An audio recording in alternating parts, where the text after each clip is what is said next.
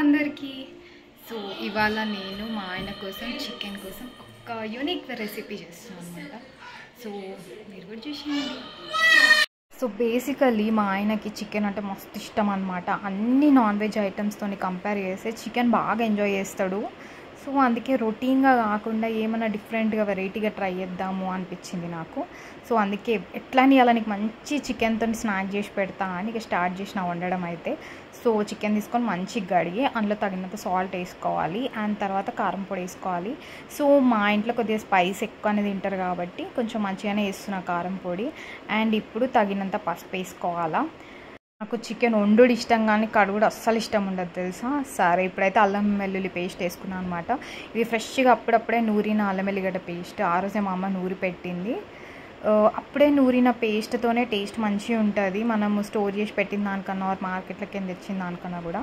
And కొద్దిగా ధనియాల పొడి వేసిన, అంతే. ఇలాగ గరం మసాలా ఏం వేయలేదు, జస్ట్ సింపుల్ ఉప్పు కారం పసుపు అల్లం వెల్లిగడ్డ పేస్ట్ వేసి కలిపి పక్కన పెట్టేయాలా. ఇప్పుడు మిక్సీ జార్ తీసుకొని అందులో కొద్దిగా పుదీనా వేసుకోవాలి. పుదీనా మీరు ఎంత వేసుకున్నా మంచిదే హెల్త్కి కాబట్టి దీనికి క్వాంటిటీ ఏం లేదు, మీకు నచ్చినంత వేసుకోండి ఆ ఫ్లేవర్ బట్టి.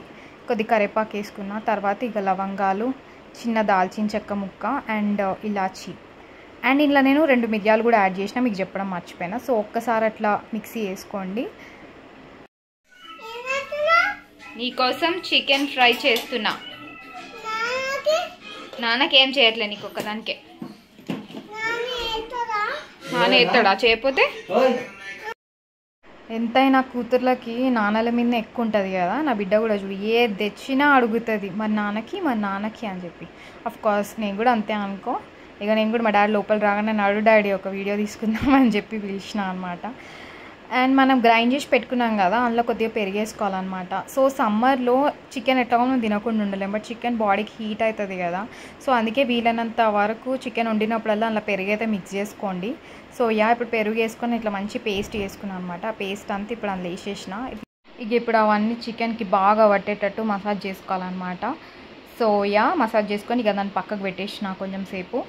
ఇప్పుడు అరిటాకు తీసుకోవాలన్నమాట. అరిటాకే మెయిన్ అనమాట ఈ డిష్లో. సో అది తీసుకొని మంచిగా వాష్ అయితే వేసుకున్నాము. ఇప్పుడు దాన్ని ఇట్లా ఈక్వల్ పీసెస్ లాగా కట్ చేసుకోవాలా, చూపిస్తా చూడండి. సో ఫస్ట్ అయితే ఒక పెంక తీసుకొని స్టవ్ మీద పెట్టి ఇట్లా చిన్న చిన్న ముక్కలుగా కట్ చేసిన అరిటాకుని దానిపైన లైట్గా ఇట్లా వేడి చేయాలన్నమాట. కాల్చడం కాదు, ఎందుకంటే అరిటాకులు జర గట్టిగా ఉంటాయి కదా. సో కొంచెం మెత్తగా అవ్వడానికి అట్లా వేడి చేయాలి. నేను చూపిస్తా చూడండి. జస్ట్ పెంక కొద్దిగా హీట్ అవ్వగానే జస్ట్ అటొకసారి ఇటొకసారి కొద్దిగా మనకు కలర్ చేంజ్ అయితే చాలు, మనకు మెత్తగా అయిపోతుంది అనమాట. సో అట్లా అన్ని అరిటాకులు అట్లా చేసి పెట్టుకోవాలా.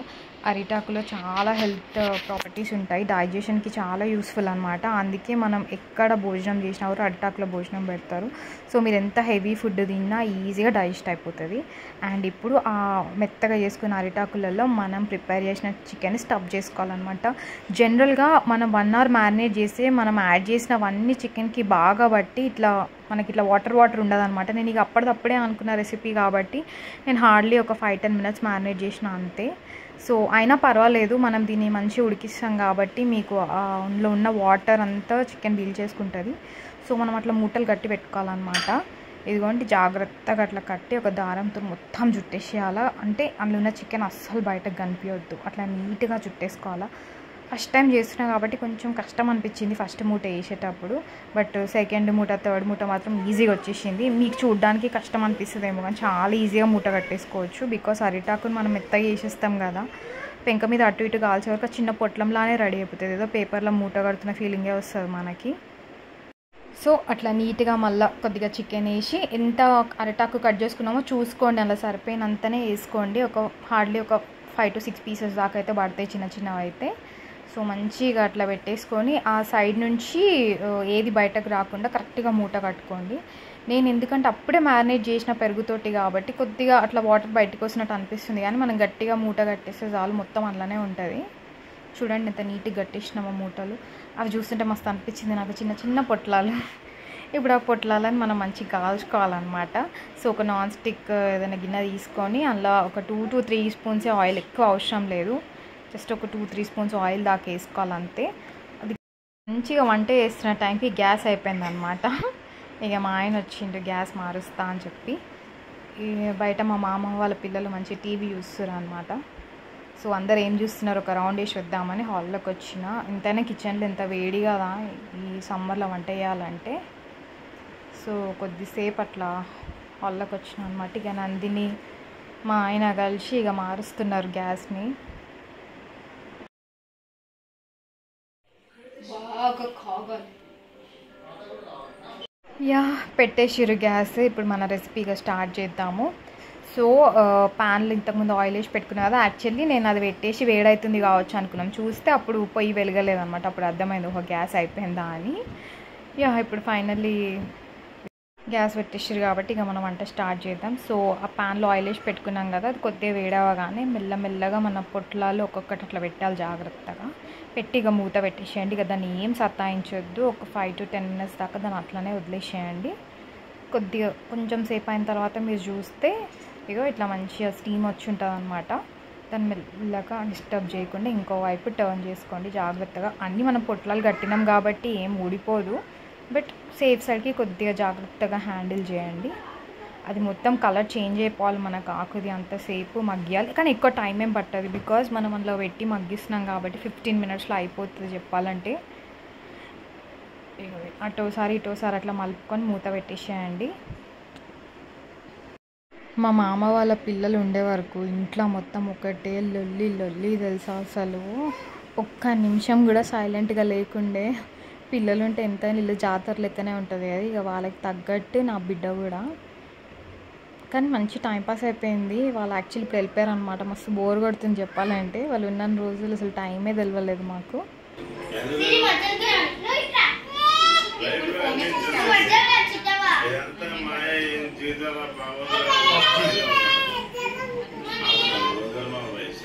సో ఆడ నేను ఏం చెప్తున్నా అంటే మా ఆయన ఫోన్లోనే మునిగిపోయింది అని చెప్తున్నా. ఈ తొక్కలు PUBG వచ్చినప్పటి నుంచి వీళ్ళు ఎప్పుడు ఆ ఫోన్లు పట్టుకునే ఉంటున్నారు కదా. నాకైతే కోపం వస్తుండే.